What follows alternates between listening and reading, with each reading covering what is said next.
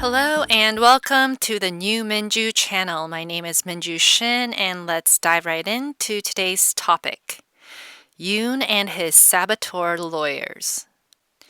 On January 16th, the Constitutional Court held its second hearing for Yoon Suk-yeol's impeachment case, which Yoon did not attend.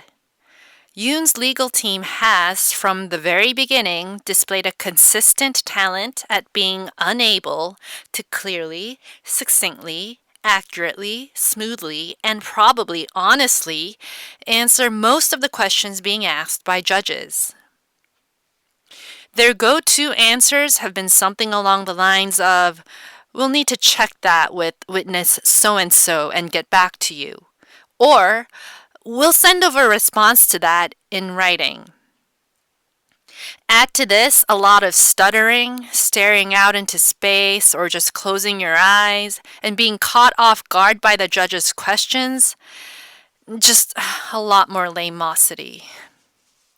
I would love to see a well-formed argument being delivered in a coherent manner, just to test my own bias and see if I really have gone mad for feeling so utterly flabbergasted by the idiocy and irrationality of Yoon, his actions, his supporters, and his legal team.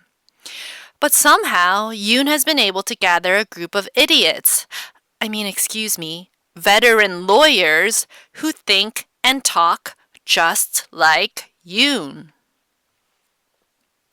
The baseline position of these so-called lawyers has been to deny the validity of, pretty much anything and everything that doesn't align with Yoon's position, which has been that he had a right to declare martial law, that it was valid, but he made sure it only lasted a few hours because he didn't really mean it. It was just a sort of kind of warning against the members of parliament who were refusing to play government with him the way he wanted. Oh, and yeah, don't forget the secret commie forces trying to bring our country down. I swear I was doing this for the good of the country. And because I say so, you do not have a right to arrest me, CIO. I am not a criminal, and I only chose to be arrested because I want to ensure that a bloodbath doesn't ensue from this situation, which, remember, was the reason why I sent in troops to Parliament on December 3rd, and then eventually put up barbed wire around the gates of my residence and hid away for 40-some days. Because I just care so much about our country, our people, and our economy.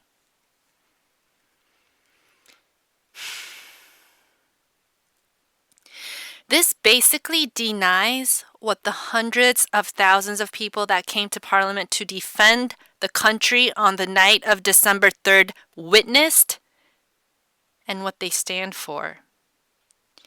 It undermines government authorities and organizations, the legal and judicial branches of government whose actions represent what Korean citizens stand for, and it is a direct insult to the non-brainwashed, sane people of common sense who have thus far painfully yet patiently waited for justice and due process of law.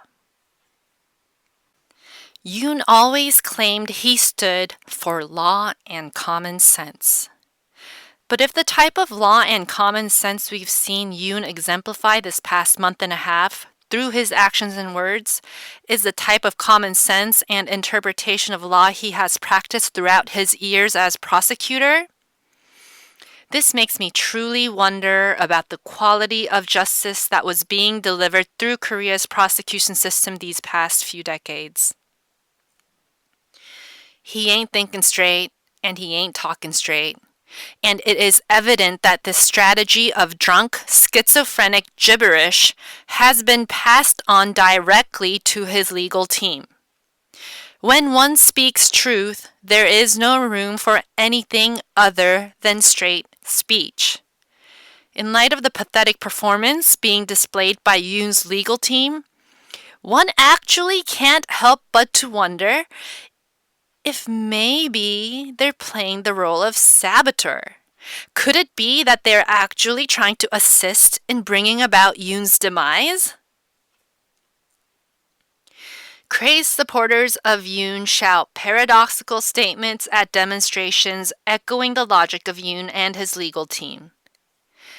Yoon made a legitimate and rightful declaration of martial law, and since it lasted only a few hours, quote unquote, it wasn't actually a real, quote unquote, declaration of martial law.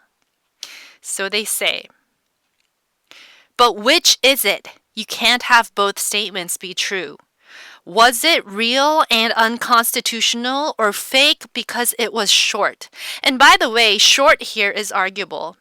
Furthermore, even if one were to claim objectively that it was short, that still doesn't justify Yoon's actions, nor does it make it legal and not unconstitutional. Today, on January 18th, Yoon showed up to the Seoul Western District Court for his detention warrant review and finally broke his silence. Apparently, Yoon spoke for about 40 minutes out of the 4 hours and 50 minutes he was present.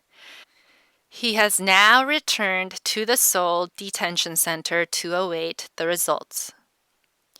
Though I was not there in person to hear what was said and how it was said, I think it's safe to say Yoon and his lawyers likely continue to think and talk crooked, and they will continue to do so for the foreseeable future. Constitutional Court hearings will proceed next week on Tuesday, the 21st at 2 p.m. KST, and the nation awaits the Seoul Western District Court's decision on Yoon's detention warrant. That's all for today. Thanks for listening, and see you next time.